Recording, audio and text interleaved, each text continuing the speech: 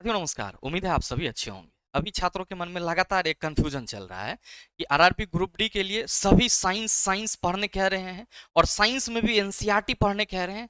तो अब सबसे बड़ा सवाल ये है कि हम पुराना एनसीईआरटी फॉलो करें या फिर नया एनसीईआरटी फॉलो करें। अब ये कंफ्यूजन लगभग सभी छात्रों के पास है और लगातार छात्र परेशान हो रहे हैं। कई सारे छात्र कमेंट कर रहे हैं कि पीरियोडिक टेबल नहीं पूछा जाता है तो फलाना नहीं पूछा जाता है, ढिमाका नहीं पूछा जाता है। तो सबसे बड़ा सवाल यहाँ पे ये है कि सर ऐसे में सबसे सटीक रणनीति क्या हो सकती है, हम लोग किसको फॉलो करें?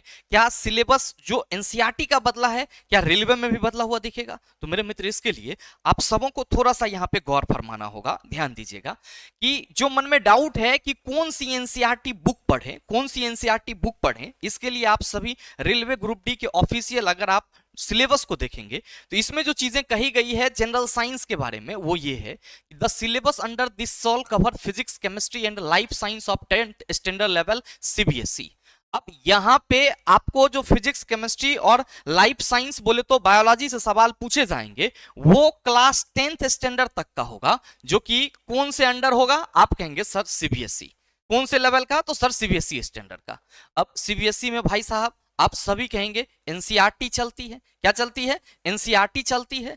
और एनसीईआरटी का सिलेबस जो है वो पिछले दिनों चेंज हुआ है। तो ऐसे में एक सबसे बड़ा सवाल ये है कि गुरुजी ओल्ड एनसीईआरटी पढ़ें, ओल्ड एनसीईआरटी से सवाल पूछा जाएगा या फिर न्यू एनसीईआरटी से सवाल पूछा जाएगा? क्योंकि आप नए एनसीईआरटी में देखेंगे तो कुछ चैप्टर को हटाया गया है और पुराने एनसीईआरटी में वो चैप्टर था और रेलवे की नेचर रही है कि उन्होंने सवाल आपसे पूछा है।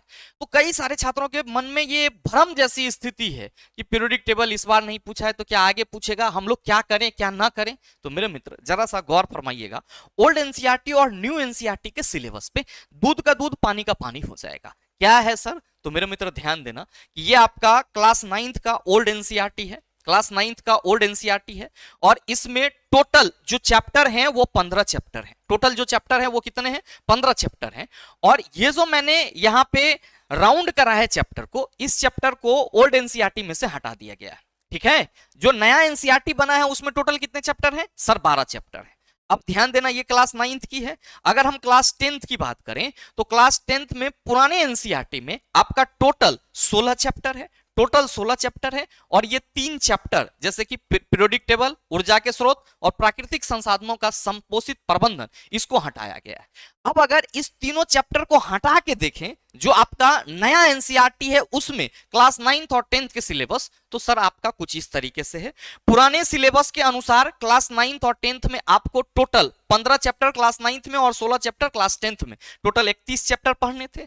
नए एनसीईआरटी में जो सिलेबस दिए गए हैं उसमें आपको क्लास 9th में 12 चैप्टर पढ़ने हैं और क्लास 10th में आपका 13 चैप्टर पढ़ना है। टोटल 25 चैप्टर पढ़ना है, 6 चैप्टर आपका हटाया गया है।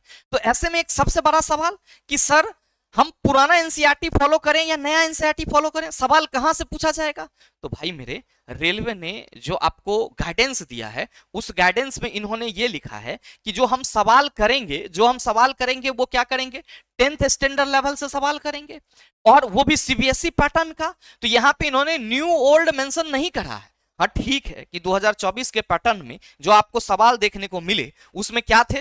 तो सर 2024 में जो एएलपी टेक्नीशियन एग्जाम हुई इसमें जो सवाल देखने को मिले वो आपका मतलब कह सकते हो कि जो चैप्टर हटाया गया उससे थोड़ा सा कम थे। पीरियोडिक टेबल से इक्का दुक्का किसी शिफ्ट में सवाल देखने को मिला, हालांकि पूरा नहीं मिला ये संभव नहीं है, एक दो सवाल मिला है। तो एक दो सवाल के चक्कर में छात्र क्या समझ रहे हैं कि पीरियोडिक टेबल से तो सवाल ही नहीं पूछा जाएगा तो हम काहे लगेगा पढ़ रहे हैं। मेरे मित्र रेलवे ने आपको किस चैप्टर से सवाल पूछेगा इसका मतलब एक नोटिस नहीं दिया है या ऑफिशियल आपको बताया नहीं है।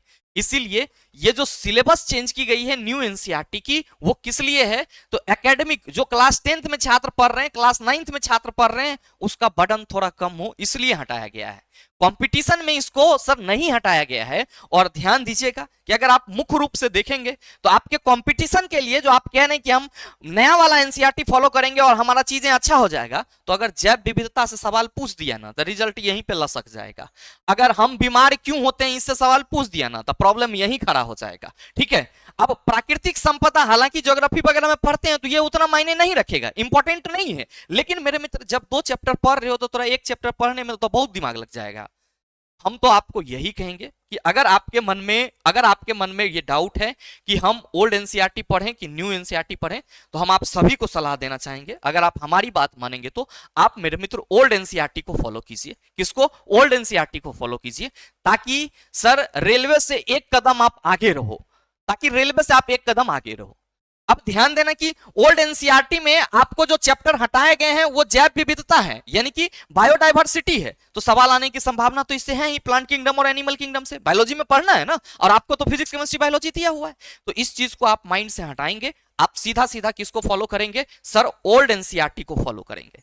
ये तो हुई क्लास 9 की बात। अब क्लास 10th में आपके मन में आ रहा है, अगर मान लो न्यू एनसीईआरटी फॉलो करते हो तो खाली एगो पीरियोडिक टेबल ना पढ़ोगे, नहीं पढ़ोगे, तो यहां पे पीरियोडिक टेबल नहीं पढ़ोगे, लेकिन पीरियोडिक टेबल से सवाल पूछ दिया तब क्या करोगे? तो सर वहां पे हम लोग दोष देंगे कि सरकार ने हमारे साथ गलत कर दिया है। मेरे मित्र ये चीज गलत है, हम लोगों को रेलवे से एक कदम आगे चलना होगा, और इस पीरियोडिक टेबल को भी आपको करके जाना चाहिए। ऊर्जा के स्रोत आपके लिए जरूरी है मेरे मित्र, और प्राकृतिक संसाधनों का संपोषित प्रबंधन, चूंकि ये आप जब हमारा पर्यावरण पढ़ेंगे तो मेरे मित्र ये चैप्टर तो इंक्लूड हो ही जाएगा उसमें।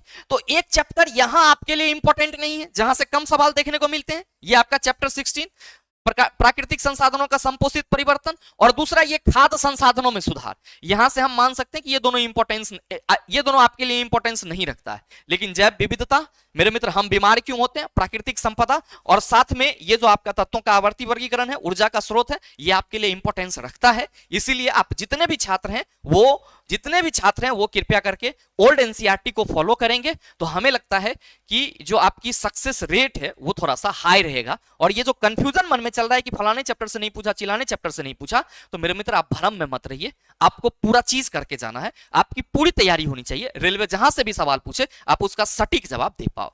साथ ही ध्यान में रखना कि अगर आप हमारे साथ जुड़ करके ओल्ड एनसीईआरटी को कंप्लीट करना चाहते हो क्लास 9th एंड 10th, तो मेरे मित्र आप सबों को मालूम है NCERT 9th and 10th master solution batch application पे ऑलरेडी चल रहा है, रनिंग में है। अगर आप चाहते हैं कि पूरा रिवीजन हो जाएगा तो आ जाइए, आपका पूरा का पूरा जो ओल्ड एनसीईआरटी है क्लास 9th एंड 10th सभी चैप्टर्स क्या हो जाएंगे सर, यहाँ पे 60 दिन में रिवाइज हो जाएंगे। इस बैच में जुड़ने के लिए आप दिए गए नंबर पे कॉल या व्हाट्सएप कर सकते हैं। साथ ही अगर आप जुड़ना चाह रहे हैं तो मेरे मित्र इस कोड का इस्तेमाल करना मत भूलिएगा। बहरहाल उम्मीद करते हैं कि जो आपके मन में भ्रम था कि गुरुजी ओल्ड एनसीईआरटी फॉलो करें साइंस के लिए या न्यू एनसीईआरटी, आप सभी जो वास्तविकता है उसको समझ पाए होंगे। बाद बाकी करना आपके ऊपर है। मेरे हिसाब से ओल्ड एनसीईआरटी आप सबों के लिए काफी बेनिफिशियल होगा, न सिर्फ इस एग्जाम के लिए, बाकी के भविष्य के सभी एग्जाम के लिए। बहरहाल उम्मीद करेंगे कि ये छोटा सा वीडियो आप सबों को अच्छा लगा होगा। अगर आपको अच्छा लगा तो लाइक कीजिएगा, ज्यादा से ज्यादा अपने दोस्तों के साथ शेयर कीजिएगा, और अगर आप चैनल पे नए हैं तो सब्सक्राइब करके बेल आइकन दबा लीजिएगा, ताकि इस तरह के एग्जाम रिलेवेंट वीडियो का नोटिफिकेशन सबसे पहले आपके पास पहुंचे और आप उसको सबसे पहले देख पाओ। मिलते हैं फिर अगले सेशन में, तब तक के लिए best of luck. Thank you, have a nice day.